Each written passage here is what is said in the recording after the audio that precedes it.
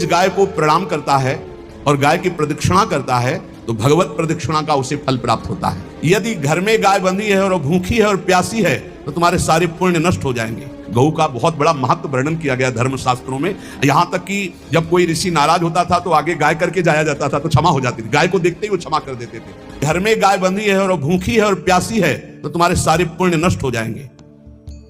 अगर घर में रजस्वला कन्या बहुत काल तक है और उसका विवाह आप नहीं कर रहे हैं तो आपके सारे सुकृत नष्ट हो जाएंगे।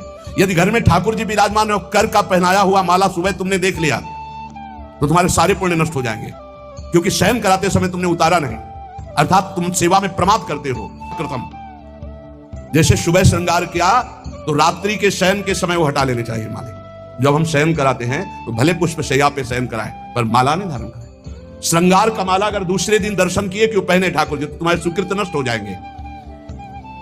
गाय बंदी हो घर में, वो प्यासी है और भूखी है, तुम्हारे सुकृत नष्ट हो जाएंगे।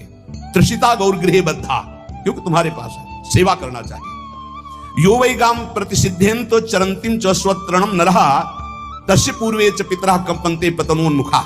यदि गाय हरी हरी घास चर रही कहीं और तुमने डंडा ऊपर प्रहार किया, लाठी मारी तो तुम्हारे पितर खोपड़ी के बल नरक जाने के लिए तैयार हो गए। ये लिखा है। भारत से कहीं किसी की तुलना हो सकती है जहां गौ को माता की पदवी दी गई, जहां गौ को हम आराध्य देव के रूप में मानते हैं, आराधना करते हैं। गौ रक्षा, गौ सेवा, ये बहुत बड़ा इसमें छुपा हुआ है। स्वयं भगवान अवतरित होकर गौ रक्षा, इसलिए धन्य है उनका जीवन जो गौ सेवा परायण है भगवत भाव से। गाय में साक्षात भगवान का भाव रखकर गौ सेवा करते हैं। गाय के गोबर से जहां लेपा जाता है वहां जिस देवता का आवाहन करोगे वही देवता आकर विराजमान हो जाएगा।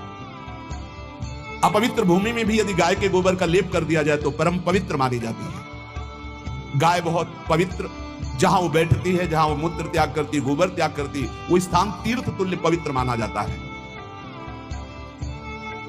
भगवान जब गाय के पीछे पीछे चलते तो गोरज उड़कर उनके मस्तक पर विराजमान होती, उनके मुखारबिंद पर विराजमान होती। बाल गोविंद के अनिष्टों को दूर करने के लिए गाय के पूंछ को उनके ऊपर से झाड़ा देती थी।